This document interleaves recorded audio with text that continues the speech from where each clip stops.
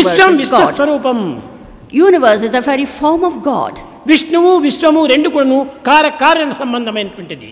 The form and Vishnu are both interdependent. ఇది కారణము, అది కార్యం. This is the foundation. విష్ణుత్వము కారణము, జగత్తంతా కార్యము. The Vishnu principle is a cause and the కార్యకారణ universe. సంబంధ స్వరూపమే ఈ విశ్వము. So the reason and the result are the Vishnu Swarupa. కనుకనే ఈ రెండింటినీ కలిసి ఒక విధమైన ఒక అభత్యామార్గము అన్నారు. అనగా ఒక అస్థిరమైనటువంటి తత్వంతో కూడినటువంటి స్థిరము.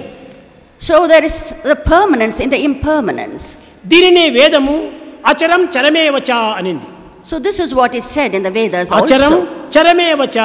That which is steady makes things కానీ move. కదలకుండా ఉంది. It doesn't move, కానీ అన్ని పనులు చేస్తుంది.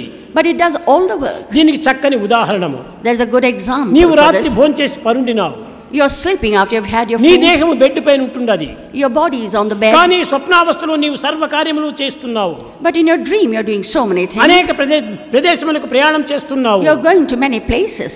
అనేక విధమైన కష్టములకు నష్టములకు దుఃఖములకు గురి అవుతున్నావు. You are subjected to a lot of joys and sorrows. ఈ రెండు కూడా నువ్వు ఎక్కడ జరుగుతుండాది?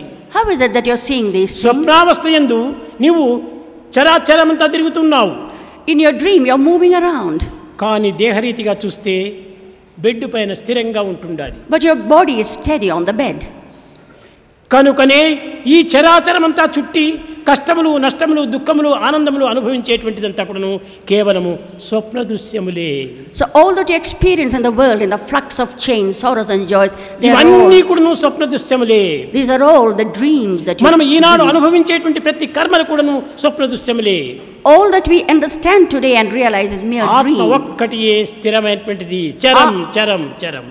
Atma is the only permanent. ఇది చరం.